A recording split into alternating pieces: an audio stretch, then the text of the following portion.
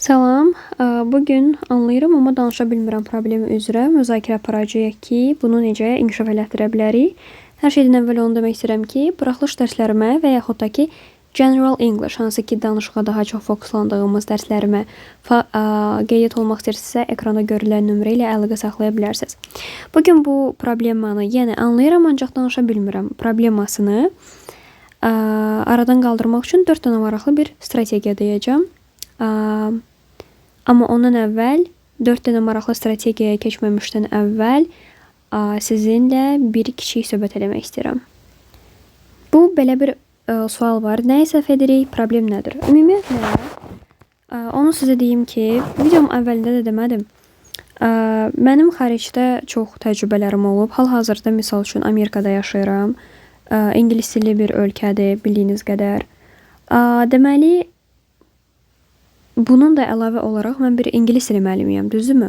Və mənim çox təcrübəm olub insanları öyrətmək və çox maraqlı hər bir insanın özünə məxsus problemi olub və demək olar ki, bütün problemlərlə üzləşib insanların problemlərini həll eləməyə bacarmışam.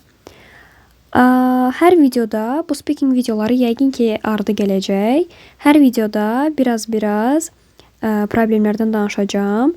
İndi siz də bu videolara baxaraq başa düşün ki, sizdə hansı problem var. Çünki bu problemlərin hamısı sizdə olmaya bilər. Ola bilər ki, bir dənə sizdə var o problem və onu necə həll edə bilərik, ona fokuslaşa bilərsiniz. Anlayıram, amma danışa bilmirəm cümləsini. Ən azından bir dəfə də olsun demisənsə, yəni əmin ol ki, tək deyilsən. Azərbaycanda ingilis dili öyrənən hər kəsin demək olar ki, keçdiyi nöqtələrdən birisi budur. Və ümumiyyətlə bu necə davam edir? Gəlin mən sizə onu deyim. Daha çox lüğət əzbərləyirsiniz, daha çox film izləyirsiniz və yaxud da ki, bəlkə bəzi tətbiqlər telefonunuza yüklüyorsunuz, misal üçün Duolingo kimi. Amma danışmağa gələndə yenə də donub qalma hissi davam edirsiniz də və bu düzəlmir. Öncəliklə sizə bunu demək istəyirəm, bir dənə bir şey demək istəyirəm. Sizin probleminiz lüğət deyil. Xahiş edirəm, bunu başa düşək. Sizin probleminiz lüğət deyil. Əgər ki, bir insan deyirsə ki, mən anlayıram və danışa bilmirəm, dostum, sənin problemin lüğət deyil. Burada bir disclaimer keçmək istəyirəm. Demirəm ki, lüğət öyrənməyin. Lüğət öyrənməyi sizə highly recommended və yaxud da ki, nə bilim axı, encourage edirəm. Gedin öyrənin. Bomba bir şeydir. Amma ki, probleminiz o deyil də, onu izah eləməyə çalışıram. İndi sən mənə diqqətlə qulaq as. Sən indiyənə kimi, məsəl üçün, deyək ki, bax, bu ingilis dilinin yoludur. Bax, buradan, bax, A nöqtəsinə, bax, B nöqtəsinə, bax, buradan bura kimi gələn adam ucu ingilis dilini partladır da, sökür, düzdür. Sən deyək ki, bax, sən buradasan. Dostum, sən bax, bu boyda yolu keçmisən də, sənin yəni müəyyən qədər bir lüğətin var da, başa düşürsən. Deyək ki, sən 200 dənə söz bilirsən, az bir sözdür, dostum o. Və yaxud da ki, deyək ki, 400 dənə söz bilirsən, az bir sözdür. Sən bunları istifadə eləyərək, hal-hazırda bax, bu öz, belə deyək də, ayağını yorğanına qədər uzadaraq, yəni sən öz yorğanın boyda danışa bilmirsənsə, başqa yorğana keçmə, buraları axtarmağa çalışma. Bir öz yorğanına uyğunlaş, ondan sonra keç başqa bir səviyyəyə. İzah eləyə bilirəm nə demək istəyirəm? İzah eləmək istəyirəm ki, əgər ki, sən A2 səviyyədəsənsə, dostum, sən A2 səviyyəsində danışmağı bacarmalısan. O, dərs yalanlar verilir, ilk dərsdən danışmaq, o doğru bir şeydir əslində. Yəni ki, sən ilk dərsə gedirsən və öyrəndiklərini tətbiq eləyə bilirsən. Möhtəşəm ötəsi bir şeydir. Və bir çox insanın elədiyi problemlərdən birisi odur ki, misal üçün deyir, dinləməmi inkişaf elətdirim, oxumamı inkişaf elətdirim, lüğətim falan toplaşsın, eləsin, ondan sonra danışmağa başlayacağım. Xeyr, elə bir şey olmur o. Onu da mən sizə deyim. Yəni, onu bil ki, sən A1 səviyyədəsənsə, A1 səviyyədə danışmağı bacarmalısan. Yəni ki, misal üçün, 4 yaşında Amerikada danışan uşaq, 4 yaşında olan uşaq, 3 yaşında olan uşaq, Azərbaycanda deyək ki, 28 yaşı var və A1 səviyyəsində ingilis dilisi var, yəni o şəkildədir. Yəni, buradakı 4 yaşında uşaq sənin qədər sözü bilir də, çox sözü bilmir ki. Azərbaycandakı balaca uşaqları nəzərdə tutun, yaxşı. Amerikadan indi çıxardıram, ingilis dilindən çıxardıram temanı. Deyək ki, 3 yaşında uşaqdır Azərbaycanda. Çox güman ki, o uşaq çətin sözləri bilmirdi. O nə bilsin axı, leksikologiya sözü nə deməkdir? O nə bilsin axı, nə bilim, müvəffəqiyyət sözü nə deməkdir? Şəxsən müvəffəqiyyət sözünün yazılışını unuduram tez-tez, sərf səhv eləyirəm burada. Çox heyif ki, uğur sözünü başa düşə bilər də o uşaq, başa düşürsünüz. Amma uğur sözünü sən istifadə eləyərək, sən cümləni istifadə qura bilərsən, deyə bilərsən ki, sənə uğurlar diləyirəm. Və yaxud da ki, sənə müvəffəqiyyətlər diləyirəm. Yəni, bax, bu şəkildə. Düzdür? Yəni ümid edirəm ki, izah eləyə bildim. Yəni sən öz səviyyəndə danışmağı bacarmalısan. Sən başqa səviyyəyə qaçmağa çalışmamalısan ki, sən danışa biləsən. Yəni sən A1 səviyyəsində danışa bilmirsənsə, B2 səviyyəsinə gələndə danışamayasan. Qaçmağa çalışma. Yəni sən gedirsən, müəyyən proqramlar var hansı ki, sizin nəticənizi tam şəkildə verir. Həmin o proqramın səviyyə testinin linkini aşağı qoyacağam. O səviyyə linkini yəni 100% gedib eləyə bilərsiniz. Yəni orada sənin səviyyən B2 çıxa bilər. Amma sən heç danışdırırsan, adam yəni A1 səviyyəsində, A2 səviyyəsində danışa bilmir. Ona görə də bu adamların listeningi, readingi, writingi güclü olur. Speakingə gələndə isə mən bu adamın speakingini A1-dən qaldırıram. İzah eləyə bilirəm indi dostlar sizə. Yəni probleminiz buradadır. Ümid edirəm bunu sizə danışa bildim. İndi gəlin toparlayaq. Problem nədir? Danışmaq.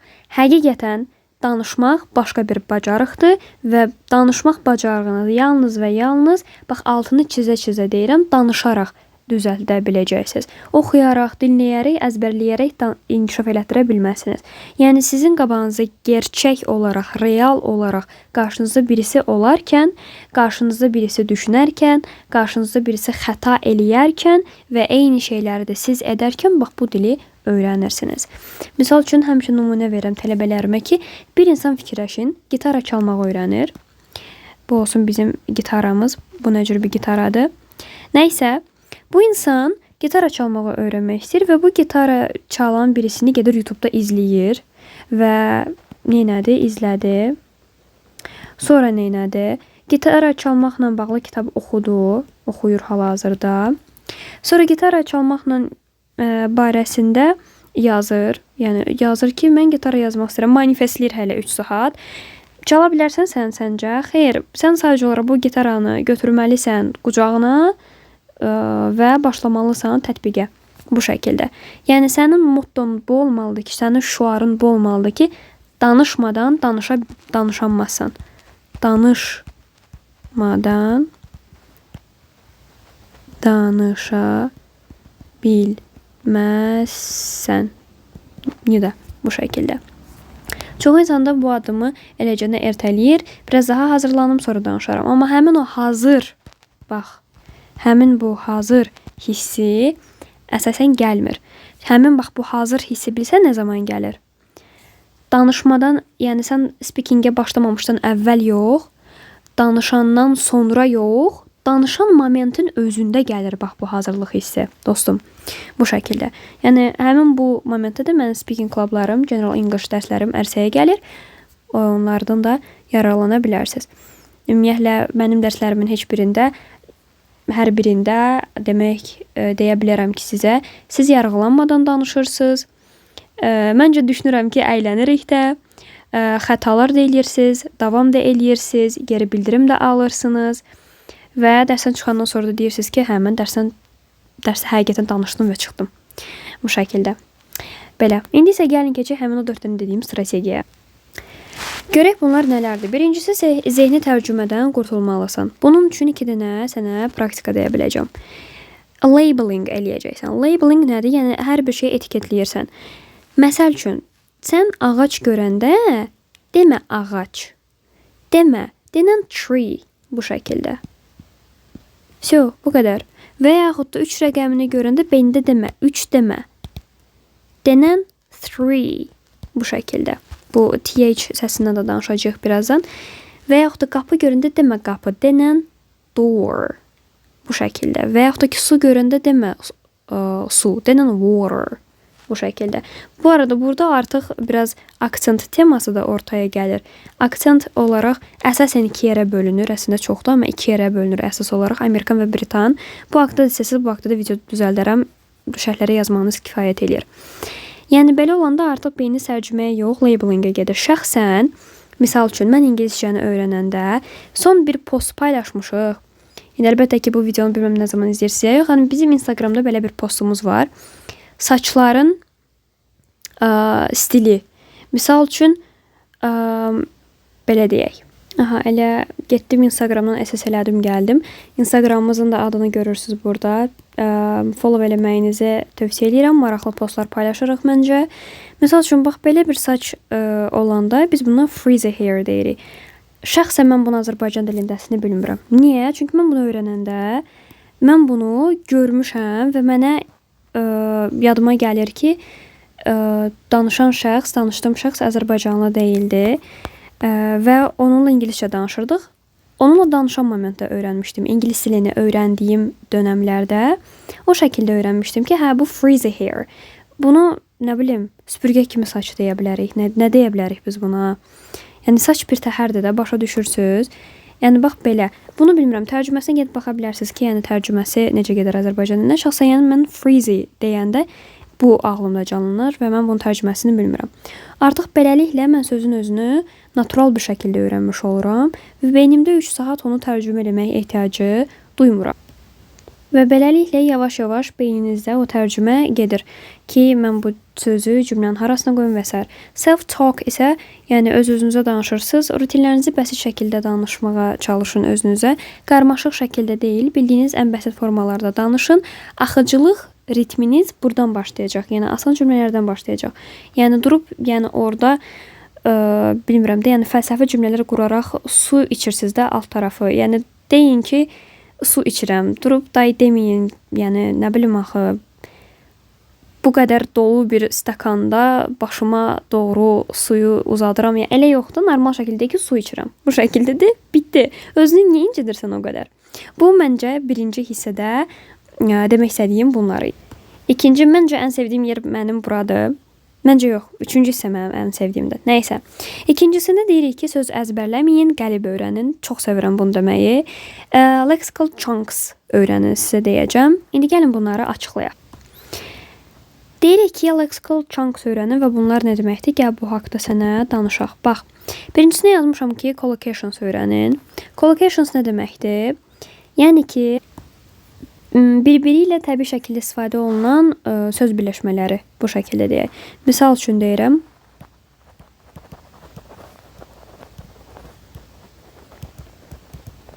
Make a decision. Qərar vermək. Siz orada demirsiniz. Make-in əvəzinə do demək olmaz. Eləmə. Make a decision. Bu artıq nə oldu? Collocation oldu. Və yaxud da ki, collocation-a başqa bir nümunədə deyirəm. Heavy rain. Güclü yağış. Sən ucu burada güclünü Azərbaycanı tərcümə edib demirsən strong. Yox. Bu şəkildə. Bəs yaxşı deyərsən ki, indi mən Azərbaycan dilində bilirəm də, indi mən öyrənən tərcümə edirəm, avtomatik gəlir. Dostum, get kitab oxu. Get, fərqi yoxdur. Hər hansı bir maraq dairənə uyğun olan bir ingilisini kitab al əlinə. O şəkildə başla oxumağa. Bu şəkildə. Və yaxud da bir dənə nümunə deyirəm collocation-a. Fast food. Hazır yemək bu şəkildə. Kitab dediyim, misal üçün bədii kitablar ola bilər və yaxud da ki, indi mən sizə birazdan ingiliscənizi çalışmaq üçün tapşırıq kitabları məsləhətləri də verəcəm. İndi onlara da qulaq asarsınız. İrəlidə deyəcəm. Fixed expressions nə deməkdir? Hazırdır, dəyişməyən ifadədir. Olduğu kimi bunu öyrənirsən. Misal üçün, by the way. Hansı ki, by the way qısaldırıq, belə deyirik. BTW. Bu arada danışıq dilindədir. Yəni, danışıq dilində deyil də, daha çox, çünki nəsə mesajdaşırsınızsa BTW yaza bilərsiniz. Məsəl üçün, salamı götürüb necə sığlığımı yaza bilirsiniz. Yəni, bax, bu da ona bənzəyir də. Tipa, başa düşdünüz? Ona elə-belə dedim. Məsəl üçün, by the way nə deməkdir? Yeri gəlmişkən. By the way o deməkdir. Və yaxud da ki, fixed expressions üçün başqa bir nümunədə deyək.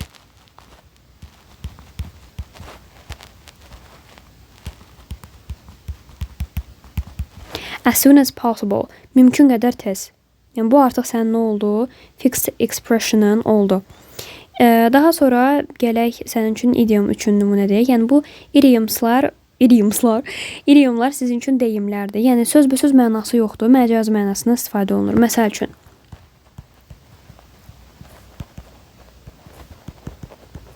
Break the ice. Break sındırmaq və yaxud da ki, fasilə. The ice yəni buz deməkdir. Bu nə deməkdir? Buzu sındırmaq. Xeyr. Söhbəti başlatmaq hansısa bir mühiti rahatlatmaq, ortamı rahatlatmaq. Məsəl üçün, biraz ortamı rahatlatmaq üçün zarafat elədi. Belə bir şəkildə demək olar. Və yaxud da ki, mənim sevdiklərimdən birisi hit the books. Kitabları vurmuruq. Dərs oxumağa başlayırıq. I need to hit the books tonight. Misal üçün, bu gecə dərs oxumalıyam. Bu da olsan idiomların. Phrasal verb nə deməkdir? Phrasal verb Azərbaycancasını bilirdim. Frazoloji birləşmələri ona bənzəyir, bəli. Bu şəkildə. Yəni, bu necə olur? Gəlin sizə belə deyək.